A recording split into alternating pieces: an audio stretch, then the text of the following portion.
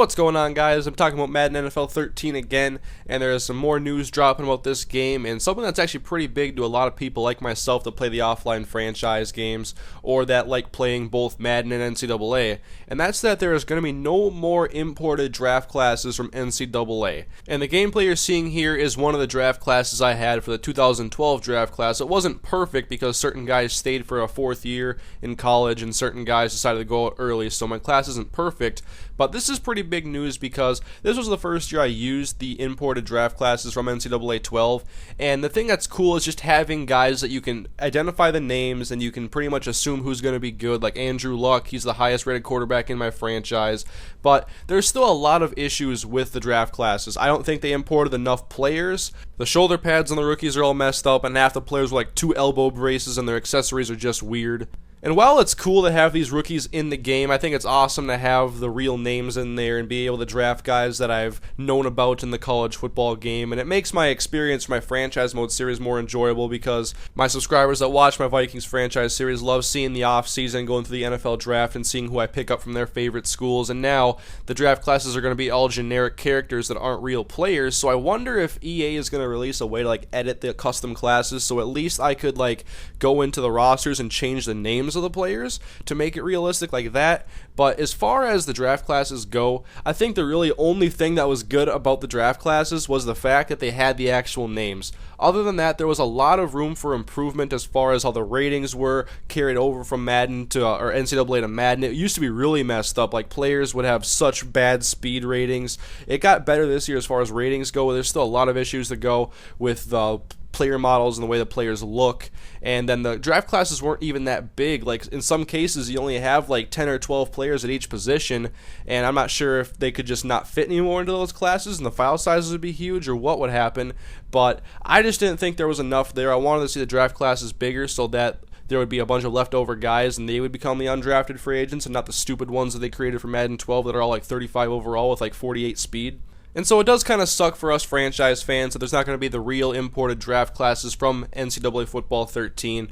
But EA has introduced a new Connected Careers mode for Madden, and it's going to be a new way to play Superstar and Franchise mode, and it's really more in-depth, and scouting's a lot better. The players almost have a personality the way it seems right now, from what I've been reading anyways. I'm going to get some more information on that and make a video with the new Connected Careers mode, but it's looking pretty good right now. I'm trying to get some more information before I talk about it too much, but scouting is way more in-depth, and so it just seems that there wasn't room to put in the imported classes this year, and they still have a lot of work to do, and so I would rather wait until the classes are perfect and have a bunch of messed up rookies this year and have like Matt Barkley come in and be all messed up and not realistic. And also there was an issue with the draft classes, like certain players would be like projected to go in the 7th round. I remember Matt Barkley and Matt Khalil were projected to go in the final round, the 7th round, in my 2013 draft class, I think it was. So it's not perfect the way everybody gets projected. I think the classes need to be a lot bigger so you can have a lot of choices to pick from and you have a bunch of quarterbacks that can be good, because there's also situations where I wanted to draft a certain position in a high round. Like in the 1st round I wanted to take,